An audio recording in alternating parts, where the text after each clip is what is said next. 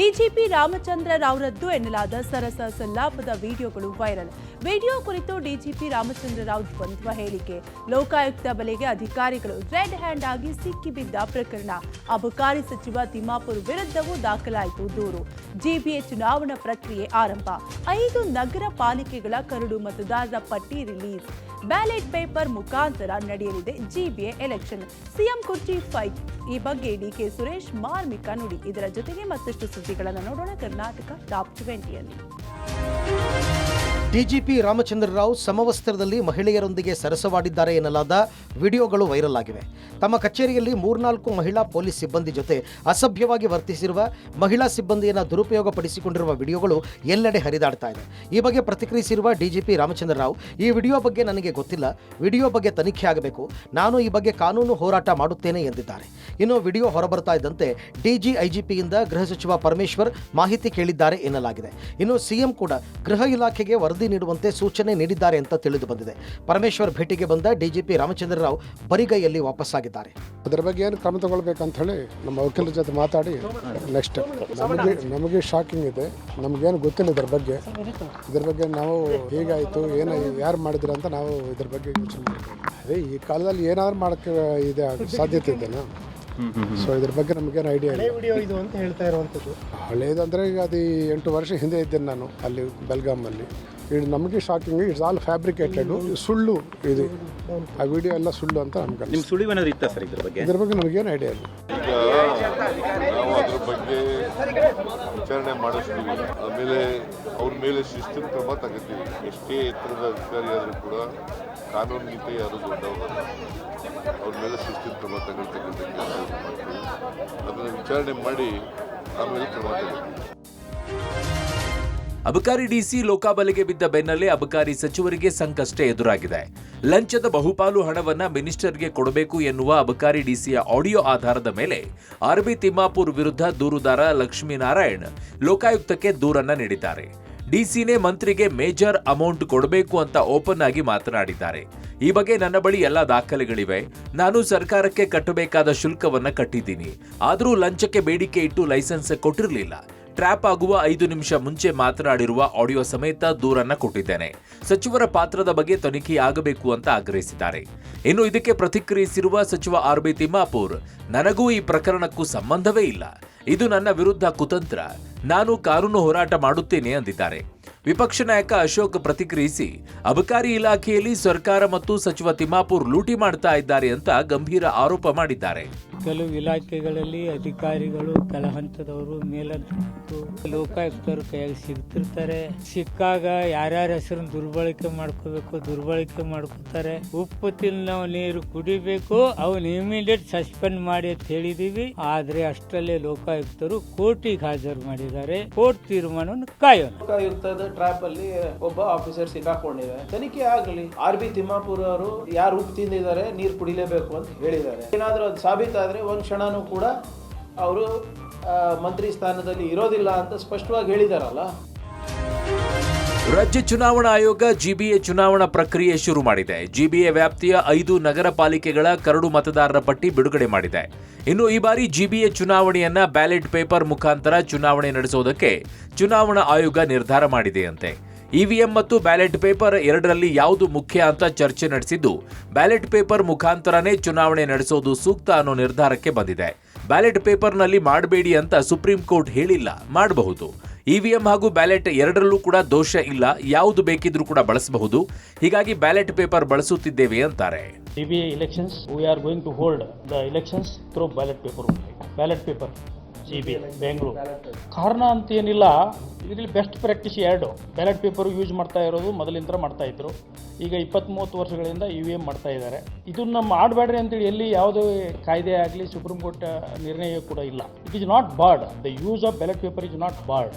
ಆದಮೇಲೆ ಇದನ್ನ ಯಾಕೆ ಯೂಸ್ ಮಾಡಬಾರ್ದು ಅನ್ನೋದೊಂದು ಕಾರಣಗಳ ನಾವು ಕೊಟ್ಕೋತ ಹೋದರೂ ಕೂಡ ಅದೊಂದು ಓಲ್ಡ್. ಪವರ್ ಶೇರಿಂಗ್ ಗೊಂದಲಕ್ಕೆ ಜನವರಿ ಅಂತ್ಯದಲ್ಲಿ ಒಂದು ನಿರ್ದಿಷ್ಟವಾದ ಗಡುವು ನಿಶ್ಚಯವಾಗುವ ಸಾಧ್ಯತೆಗಳಿವೆ. ದೆಹಲಿ ಅಂಗಳದಲ್ಲಿ ಸಿಎಂ ಡಿಸಿಎಂ ನಡುವೆ ಮಹತ್ವದ ಸಭೆ ನಡೆಸಿ ಸ್ಪಷ್ಟವಾದ ತೀರ್ಮಾನ ಕೈಗೊಳ್ಳಲಾಗುತ್ತೆ ಎನ್ನಲಾಗ್ತಿದೆ. ಅಂತಿಮ ತೀರ್ಮಾನ ಆಗಲೇಬೇಕು ಎಂದು ಡಿಸಿಎಂ ಡಿಕೆಶಿ ಬಿಗಿ ಪಟ್ಟು ಹಿಡಿದ್ರೆ ತಕ್ಷಣದ ತೀರ್ಮಾನ ಕೈಗೊಳ್ಳುತ್ತಾ ಅಥವಾ ಬಜೆಟ್ ಮಂಡನೆ ಎಂಬ ಬ್ರೀದಿಂಗ್ ಪೀರಿಯಡ್ಗೆ ಮುಂದಾಗುತ್ತಾ ಎಂಬ ಕುತೂಹಲವೂ ಹೆಚ್ಚಿದೆ. ಏನೇ ಆದರೂ ಸ್ಮೂತ್ ಮೂವಿಂಗ್ ಆಗಬೇಕು ಎಂಬ ಲೆಕ್ಕಾಚಾರದಲ್ಲೇ ಮಾತುಕತೆ ನಡೆಯುವ ಸಾಧ್ಯತೆ ಇದೆ. ಸಿಎಂ ಕುರ್ಚಿ ಫೈಟ್ ನಡುವೆ ಡಿಸಿಎಂ ಡಿಕೆ ಶಿವಕುಮಾರ್ ದೆಹಲಿಗೆ ತೆರಳಿ ಬೆಂಗಳೂರಿಗೆ ಮರಳಿದ್ದಾರೆ. ಆದರೆ ಹೈಕಮಾಂಡ್ ಭೇಟಿಯ ವೇಳೆ ಏನು ಚರ್ಚೆ ಮಾಡಿದ್ದಾರೆ ಎಂಬ ಕುತೂಹಲ ಕಾಂಗ್ರೆಸ್ ನಾಯಕರಲ್ಲಿ ಹೆಚ್ಚಾಗಿದೆ. ಈ ವಿಚಾರವಾಗಿ ದೇವನಹಳ್ಳಿಯಲ್ಲಿ ಮಾಜಿ ಸಂಸದ ಡಿಕೆ ಸುರೇಶ್ ಮಾರ್ಮಿಕವಾಗಿ ಮಾತನಾಡಿದ್ದಾರೆ. ಡಿಕೆ ಶಿವಕುಮಾರ್ ಅವರಿಗೆ ಹೈಕಮಾಂಡ್ ಸುಗ್ಗಿ ಕೊಡುತ್ತಾ ಅನ್ನೋ ಪ್ರಶ್ನೆಗೆ ಇಡೀ ರಾಜ್ಯದ ಜನತೆಗೆ ಸುಗ್ಗಿ ಹಬ್ಬ ಇರುತ್ತೆ. ದೆಹಲಿಯಿಂದಲೂ ಒಳ್ಳೆ ಸುದ್ದಿ ಸಿಗುತ್ತೆ, ರಾಜ್ಯದಿಂದಲೂ ಸಿಗುತ್ತೆ. ಹೈಕಮಾಂಡ್ ಎಲ್ಲ ನಿರ್ಧಾರ ಮಾಡೋಕ್ಕೂ ಸಮಯ ಬೇಕು ಅಂತ ಹೇಳಿದ್ದಾರೆ. ಇಡೀ ರಾಜ್ಯದ ಜನರಿಗೆ ಸುಗ್ಗಿ ಹಬ್ಬ ಇರುತ್ತೆ. ಖಂಡಿತ ಡೆಲ್ಲಿಯಿಂದನೂ ಸಿಗುತ್ತೆ, ರಾಜ್ಯದಿಂದನೂ ಸಿಗುತ್ತೆ, ಎಲ್ಲ ಸಂದರ್ಭದಲ್ಲೂ ಸಿಗುತ್ತೆ. ಬಟ್ ಆದರೂ ಹೈಕಮಾಂಡ್ ಯಾವುದೇ ರೀತಿ ಅಂತ ಫೈನಲ್ ಟಚ್ಗೆ ಬರ್ತಾ ಇಲ್ಲ ಅಂತ. ಎಲ್ಲದಕ್ಕೂ ಸಮಯ ಬೇಕು. ಗದಗ ಜಿಲ್ಲೆಯ ಲಕ್ಕುಂಡಿಯಲ್ಲಿ 4ನೇ ದಿನದ ಉತ್ಖನನದ ಕಾರ್ಯ ಪ್ರಾರಂಭವಾಗಿದೆ. ಉತ್ಖನನದ ಜಾಗದಲ್ಲಿ ಕೊಡಲಿ ಆಕಾರದ ಒಂದು ಭಾಗ ಮೊನಚಾಗಿರುವ ಆಯುಧ ಮಾದರಿಯ ಕಲ್ಲು ಪತ್ತೆಯಾಗಿದೆ. ಇದು ಶಿಲಾಯುಗದಲ್ಲಿ ಬಳಕೆ ಆಗ್ತಾ ಇದ್ದ ಆಯುಧ ಮಾದರಿಯ ವಸ್ತುವಾಗಿದೆ. ಕಲ್ಲಿನ ಆಯುಧ ಪತ್ತೆ ಆಗ್ತಾ ಇದ್ದಂತೆ ರಕ್ಷಣೆ ಮಾಡಿ ವಶಕ್ಕೆ ಪಡೆದಿದ್ದಾರೆ. ನಿನ್ನೆ ಸಂಜೆಯೂ ಸಹ ಉತ್ಖನನದ ವೇಳೆ ಲೋಹದ ಗಂಟೆಯೊಂದು ಪತ್ತೆಯಾಗಿತ್ತು. ಇನ್ನು ಉತ್ಖನನದ ವೇಳೆ ಸ್ಥಳಕ್ಕೆ ಬಂದ ಶಿವಯ್ಯ ಹಿರೇಮಠ ಎಂಬ ಸ್ವಾಮೀಜಿ ಕೆಲಕಾಲ ಪುರಾತತ್ವ ಇಲಾಖೆ ಸಿಬ್ಬಂದಿಗೆ ಗೊಂದಲ ಉಂಟು ಮಾಡಿದ್ರು. ನಾನೊಬ್ಬ ಪವಾಡ ಪುರುಷ ಅಂತ ಹೇಳಿ ಕೆಲಕಾಲ ನಾನು ನಿಂತ ಜಾಗದಲ್ಲಿ 1000 kg ಚಾಮುಂಡಿ ಚಿನ್ನದ ಮೂರ್ತಿ, ಕಿರೀಟ ಇದೆ ಅಂತ ಹೇಳಿ, ಕೈಯಲ್ಲಿ ನಿಂಬೆಹಣ್ಣಿದೆ ಅಂತ ಹೇಳಿ ಡ್ರಾಮಾ ಮಾಡಿದ್ರು. ಈ ಜಾಗದಾಗ ಐತಲ್ಲ, ಯಾರು ಬರ್ತಕ್ಕದ್ದಲ್ಲ, ಇದನ್ನೇ ತೆಗಿಸ್ಬೇಕಾದ್ರೆ ಹೇಳ್ತೀನಿ. 1,000 kg ಒಂದು ಬಂಗಾರದ ಮೂರ್ತಿ ಐತಿ ಇಲ್ಲಿ. ಇದ ಜಾಗದಾಗ ಒಂದು 100 kg ಬಂಗಾರದ ಮೂರ್ತಿ ಐತಿ ಇಲ್ಲಿ. ಪರಮಾತ್ಮ ಅವತಾರ ಐತಿ ನನ್ನ ಕಡೆ, ಒಂದು ಬಂಗಾರ ಮೂರ್ತಿ ಐತಪ್ಪ ತಮ್ಮ. ಅದ್ರ ಸಲುವಾಗಿ ನಾ ಇಲ್ಲಿ ಬಂದಿದ್ದು. ಏನಪ್ಪ, ಒಂದು ದೇವಿ ಅವತಾರದ ಮೂರ್ತಿ ಇದು, ಚಾಮುಂಡೇಶ್ವರಿ. ಬಿಗ್ ಬಾಸ್ ಸೀಸನ್ 12ರ ಜಯಶಾಲಿ ಗಿಲ್ಲಿ ನಟ ಎಂದೇ ಖ್ಯಾತಿ ಪಡೆದಿರುವ ನಟರಾಜ್ ಪಬ್ಲಿಕ್ ಟಿವಿ ಜೊತೆ ಸಂತಸ ಹಂಚಿಕೊಂಡಿದ್ದಾರೆ. ನನಗೆ ನಂಬೋಕೆ ಆಗ್ತಿಲ್ಲ, ಹೊರಗಡೆ ಬಂದ್ಮೇಲೆ ಇದೆಲ್ಲ ನಿಜವೇನಾ ಅನ್ನಿಸ್ತಾ ಇದೆ.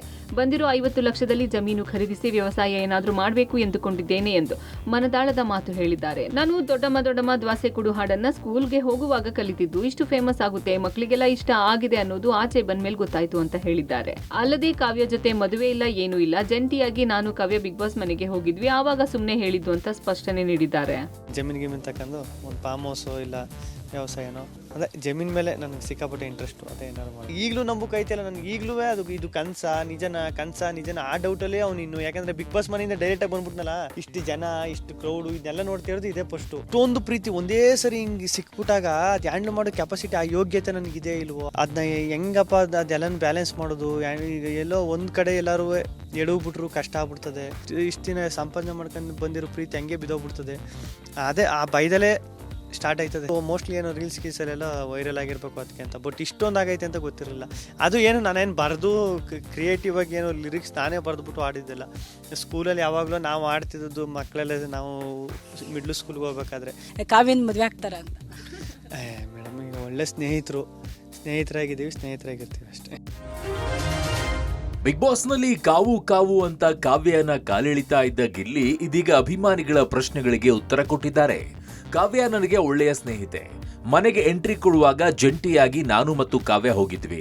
ಅವಾಗ ಸುಮ್ಮನೆ ಹೇಳಿದ್ದು, ಅದೇ ಸಿಂಕ್ ಆಗೋಯ್ತು ಅಂದಿದ್ದಾರೆ. ಇನ್ನು ಇದೇ ವೇಳೆ ಗಿಲ್ಲಿ ತಂದೆ ತಾಯಿ ಕೂಡ ಗಿಲ್ಲಿ ಮದುವೆ ಬಗ್ಗೆ ಮಾತನಾಡಿದ್ದಾರೆ. ಗಿಲ್ಲಿ ಇಷ್ಟಪಟ್ಟ ಹುಡುಗಿಯ ಜೊತೆಗೆ ಮದುವೆ ಮಾಡಿಸೋದಾಗಿ ಹೇಳಿದ್ದಾರೆ. ಕಾವ್ಯನ ಜೊತೆ ಅಷ್ಟು ಚೆನ್ನಾಗಿದ್ದೀರಾ? ಹೌದು, ಎಲ್ರಿಗೂ ಗೊತ್ತು ಬಿಗ್ ಬಾಸ್ ಅಂದ ತಕ್ಷಣ ಅಲ್ಲಿ ಆಗಿದ್ದೆಲ್ಲ ಆಮೇಲೆ ಮುಂದುವರಿಯಲ್ಲ ಅಂತ ಹೇಳಿ. ಕಾವ್ಯನ ಮದುವೆ ಆಗ್ತಾರ? ಮೇಡಮ್, ಈಗ ಒಳ್ಳೆ ಸ್ನೇಹಿತರಾಗಿರ್ತೀವಿ ಅಷ್ಟೇ. ಒಬ್ಬ ಮದುವೆ ಮಾಡಿದ್ದೀರಾ, ಇವಾಗ ಗಿಲ್ಲಿ ಬಾಕಿ ಇದ್ದಾರೆ, ಯಾವ ಮದುವೆ? ಅವನು ಇಷ್ಟ, ಅದು ಅವ್ನು ಯಾವಾಗ ಕೇಳ್ತಾ ಅವತ್ತು ಮದುವೆ ಮಾಡ್ಕೊಡುವ. ನಾನು ಬಲವಂತ ಮಾಡ್ಕೊಡೋಕ್ಕೂ ಹೋಗಲ್ಲ, ಮಾಡ್ಕೊನ ಬೇಡ ಅಂತ ಹೇಳೋಕೆ ಹೋಗೋದಿಲ್ಲ. ಅವ್ನು ಯಾವ ಹುಡುಗಿ ಸೆಟ್ ಮಾಡ್ಕೊತಾನೆ ಆ ಹುಡುಗಿ ಮದುವೆ ಮಾಡೋಮ್ಮ. ಮದುವೆ ವಿಚಾರದ ಬಗ್ಗೆ ಏನು ಹೇಳ್ತೀರಾ ಅಮ್ಮ? ಅದೇ ಅವನು ಏನಾದರೂ ಇಷ್ಟಪಟ್ಟು ಹುಡುಗಿ ಮದುವೆ ಮಾಡ್ತೇನೆ. ಬಿಗ್ ಬಾಸ್ ಟ್ರೋಫಿಯೊಂದಿಗೆ ತವರಿಗೆ ಮರಳಿದ ವಿನ್ನರ್ ಗಿಲ್ಲಿಗೆ ಬೆಂಗಳೂರಿನಿಂದ ಮಳವಳ್ಳಿವರೆಗೂ ಅದ್ಧೂರಿ ಸ್ವಾಗತ ಕೋರಲಾಯಿತು. ಮಳವಳ್ಳಿ ಪಟ್ಟಣದಲ್ಲಿ ರಸ್ತೆಯ ಅಕ್ಕಪಕ್ಕದಲ್ಲಿ ಕಟೌಟ್ಗಳನ್ನು ಹಾಕಿ ತೆರೆದ ವಾಹನದಲ್ಲಿ ಭರ್ಜರಿ ಮೆರವಣಿಗೆ ಮಾಡಲಾಯಿತು. ಮಳವಳ್ಳಿ ಪ್ರಮುಖ ಬೀದಿಯಲ್ಲಿ ಮೆರವಣಿಗೆ ಸಾಗಿ ಬಳಿಕ ಗಿಲ್ಲಿ ಹುಟ್ಟೂರು ದಡದಪುರದವರೆಗೆ ವಿಜಯ ರ್ಯಾಲಿ ನಡೆಸಿದ್ರು. ಗಿಲ್ಲಿ ತಂದೆ ತಾಯಿ ಅಭಿಮಾನಿಗಳು ಗಿಲ್ಲಿ ಬಿಗ್ ಬಾಸ್ ಕಪ್ ಗೆದ್ದಿದ್ದಕ್ಕೆ ಫುಲ್ ಖುಷಿಯಾಗಿದ್ದಾರೆ.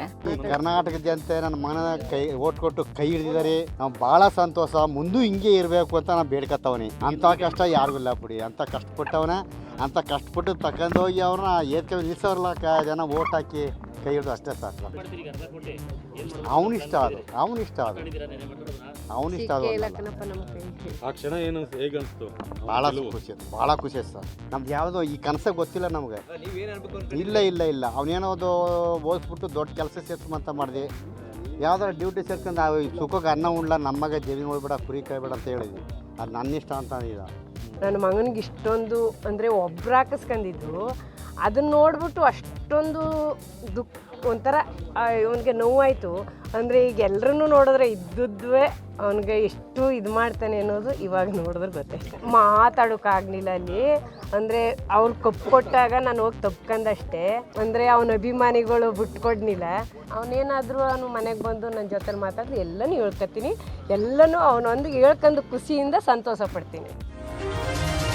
ಬಿಗ್ ಬಾಸ್ ಸೀಸನ್ 12ರ ರನ್ನರ್ ಅಪ್ ರಕ್ಷಿತಾ ಕೂಡ ಪಬ್ಲಿಕ್ ಟಿವಿ ಜೊತೆ ಮಾತನಾಡಿದ್ದಾರೆ. ನಾನಂತೂ ಏನೂ ಅಂದ್ಕೊಂಡಿರ್ಲಿಲ್ಲ. ನನಗೆ ತುಂಬಾ ಖುಷಿ ಆಗ್ತಿದೆ. ನನಗೆ ಅಷ್ಟೊಂದು ಜನ ಪ್ರೀತಿ ಕೊಟ್ಟಿದ್ದಾರೆ, ಎಷ್ಟೊಂದು ವೋಟ್ ಮಾಡಿದ್ದಾರೆ. ಬರೀ ಕರಾವಳಿ ಜನ ಅಷ್ಟೇ ಅಲ್ಲ, ಇಡೀ ಕರ್ನಾಟಕ ಜನ ವೋಟ್ ಮಾಡಿದ್ದಾರೆ. ನನಗೆ ಗೊತ್ತಿತ್ತು ಗಿಲ್ಲಿ ಗೆಲ್ತಾರೆ ಅಂತ. ಸಿನಿಮಾ ಅದೆಲ್ಲ ಗೊತ್ತಿಲ್ಲ, ಬೇರೆ ಏನೂ ಯೋಚಿಸಿಲ್ಲ. ಸದ್ಯಕ್ಕೆ ನಾನು ನನ್ನ ಯೂಟ್ಯೂಬ್ ಕೆಲಸ ಮುಂದುವರಿಸ್ತೇನೆ ಎಂದು ಹೇಳಿದ್ದಾರೆ. ಸರ್, ಸತ್ಯ ಹೇಳಿದರೆ ನಾನು ಅಂದ್ಕೊಳ್ಳಿಲ್ಲ ನಾನು. ಬಟ್ ಎಲ್ಲೋ ಕಡೆ ನನಗೆ ನನ್ನ ಮೇಲೆ ಕಾನ್ಫಿಡೆಂಟ್ ಇತ್ತು. ಯಾವಾಗ ನಾನು ನನಗೆ ಮಿರರಲ್ಲಿ ನೋಡುವಾಗ ಹೋಗ್ಬೋದು ನೀನು ಅಂತ ಹೇಳಿದ್ದೀನಿ ನಾನು ನನಗೇನೆ. Winning doesn't matter sir, first second doesn't matter. But ಆ ಪೊಸಿಷನಲ್ಲಿ ಹೋಗಲಿಕ್ಕೆ thank you so much guys ಅಂತ ಹೇಳ್ತೀನಿ ನಾನು. ಯಾಕೆಂದರೆ ಅವರೇ ನನಗೆ ಅವರ ಪಕ್ಕದಲ್ಲಿ ತಂದು ನಿಲ್ಲಿಸಿದ್ರು. ಸೊ ಎಷ್ಟು ಥ್ಯಾಂಕ್ ಯು ಹೇಳಿದರೆ ಕೂಡ ಕಮ್ಮಿ. ಇಬ್ಬರು ವಿನರೇ. ಟ್ರಾಫಿ ಒಂದಿತ್ತು, ಓಕೆ, ಅವರಿಗೆ ಸಿಕ್ಕಿದ್ದು. ಬಟ್ ನಾವು ಇಬ್ಬರು ವಿನರೇ. ಅಂದರೆ ಎಲ್ಲರೂ ವಿನರೇ ಒಂದೊಂದು ವೇ ಅಲ್ಲಿ. ಬಿಗ್ ಬಾಸ್ ಮನೆ ಬಟ್ ಅಷ್ಟು ಸುಲಭ ಇರಲಿಲ್ಲ. ಇಲ್ಲಿ ಜೊತೆಗೆ ಎಂತ ಇದ್ದರೆ ಅದೇ ಒಂದು ರಿಯಲ್ ಪ್ಯೂರ್ ಆಗಿ ಕನೆಕ್ಷನ್ ಆಯಿತು. ಎಂಥ ಫೋರ್ಸ್ಫುಲಿ ರಿಲೇಷನ್ ಆಗಲಿಲ್ಲ. ಟೈಮ್ ಹೋಯ್ತು, ರಿಲೇಷನ್ಶಿಪ್ ಅಷ್ಟು ಸ್ಟ್ರಾಂಗ್ ಆಗ್ತಾ ಹೋಯ್ತು. ಫಸ್ಟ್ ಡೇ ಅಲ್ಲಿ ಮನೆಗೆ ಹೋಗುವಾಗ ನಾನು ಕನ್ವಿನ್ಸ್ ಮಾಡಬೇಕಲ್ವ, ಅಲ್ಲಿಯೇ ನನಗೆ ನೋಡಿ ಹೇಳ್ತಾ ಇದ್ರೆ ಟೆನ್ಷನ್ ಮಾಡಬೇಡ ಆಗುತ್ತೆ. ಅದರಲ್ಲಿಯೇ ನನಗೆ ಅನಿಸ್ತು, ಲೈಕ್ ಅಲ್ಲಿಯೇ ನನ್ನ ಮನಸ್ಸು ಗೆದ್ರು.